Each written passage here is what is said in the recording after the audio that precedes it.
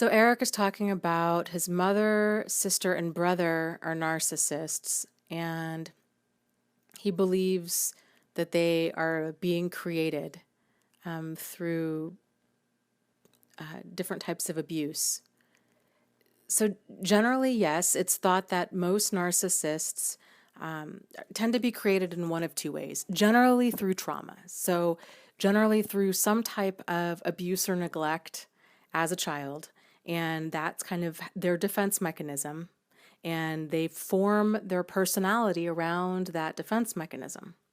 So which to me makes total sense. So the book that we read a few months ago, it's called Complex PTSD from Surviving to Thriving by Pete Walker. If you go to my website, if you go to, which is thriveafterabuse.com, go to book club, and you'll see the book club notes for that book. And it explains in depth about the different kind of defense mechanisms that people develop and how they develop them through trauma. Really interesting stuff. And so it's kind of thought that, okay, so narcissism, the core of that is the fight response. So we have different defense mechanisms like fight or flight, which you guys have probably heard of. And then there's some other ones called fawn, fight, flight, freeze, or fawn. And so the fawn personality style tends to be more of the codependent style. So in order to survive a traumatic childhood, and I should just add here, it doesn't have to be traumatic in the sense of extreme abuse. It can be, more on like the covert, mild end of abuse, like abuse or neglect. So if they're not getting their emotional needs met or physical needs met by their parent, they're going to have to figure out a way to get those needs met. And so if they develop more of that fawn personality style, that's more of the people pleasing. So they go to great lengths to kind of keep the peace, to go along for the sake of getting along. It's this continual kind of, self-sacrificing. It's all about other people. It's never about them. And so then the opposite side of that, so a person, if they kind of get stuck in that fight defense mechanism, then it creates this attitude. Their way of surviving their environment is this creating that fight defense, which is like a me versus you defense. It's that very primitive fight mechanism that we all have. So we all have these different defense mechanisms within us.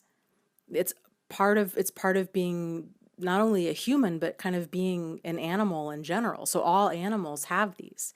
And so this is why, we all have some of these different character traits of both codependency and to some degree, even narcissism within ourselves. And what makes this behavior problematic, it isn't necessarily the behavior itself, although that can be incredibly problematic, don't get me wrong. But what's problematic is if a person is stuck there and they're not either willing or able to do anything different.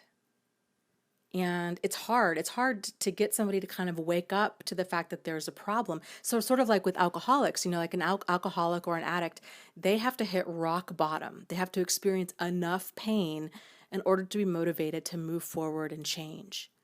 But it's harder when it's our personality, because there's not such a direct correlation between cause and effect. Whereas like an alcoholic, they might drink and then they lose their job or their spouse or they get a DUI. So it's more cause and effect. Like the pain I'm experiencing is being caused by my alcoholism. For a codependent person, so the challenges that a codependent person would have in all of this is their traits, our traits. Well, I don't want to speak for you guys, but I know for me, like a lot of my traits that I thought were really good traits, it's kind of, slid under the radar.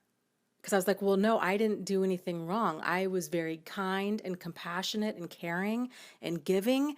And I just gave and gave and gave. And I gave second and 20-second chances. And I just bent over backwards to try to make things work. And, twisting myself inside and out to make something work. And that's problematic. So if you're in a dynamic where you're sinking yourself to save somebody else, that's a problem. And that's a codependent relationship in a nutshell, really is what that is. And so codependents tend to not have enough of that fight mechanism within themselves. They've lost that. So their defense is fawn. It's being people pleasing to such an extent that they're not able to defend themselves. Like they just give and they give and they give until they have nothing left to give. Narcissists, it's the opposite. So, they don't tend to see that they have a problem because they don't tend to experience a lot of pain from their actions because they tend to not really have a lot of empathy or remorse. It tends to be all about them, and they don't see oftentimes the cause and effect of their actions because in their mind, it's everybody else has the problem. And a lot of that comes from that mentality of me versus you.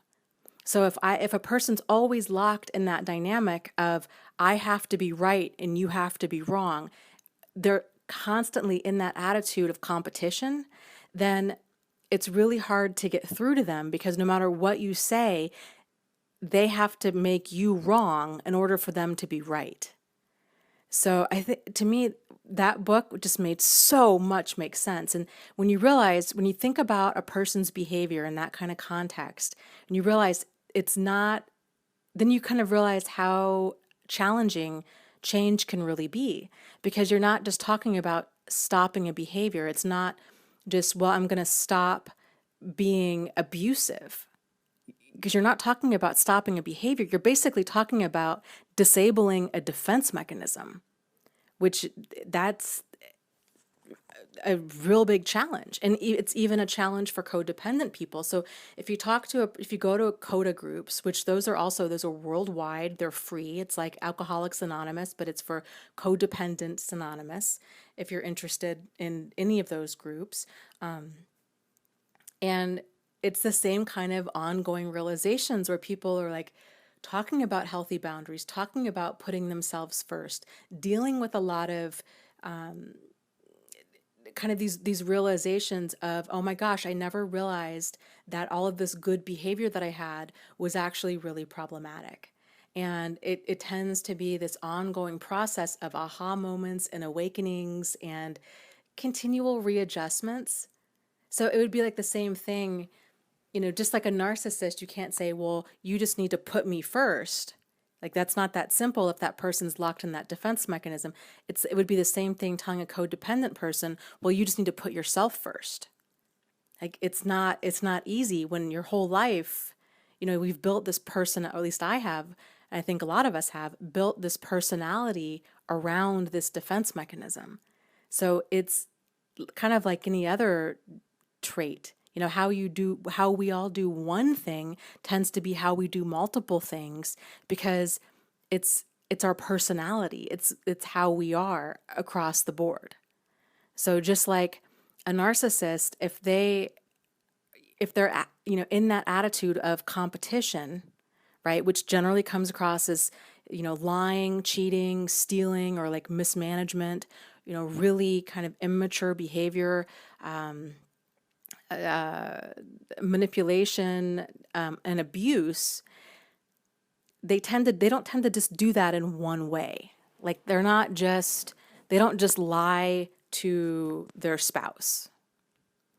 They tend to lie to multiple people. They tend to mismanage money in a variety of ways. They tend to have a bunch of really squirrely behavior because in their mind, it's them versus everybody else. And so it's that attitude of I'm just going to do whatever I want and nobody else should have a problem with it. So that was kind of a long explanation for that question, but there was a couple other questions in there from other people that were asking about that. Lots of love to you guys. You are not alone. You are not crazy, and you really can move forward and heal from this.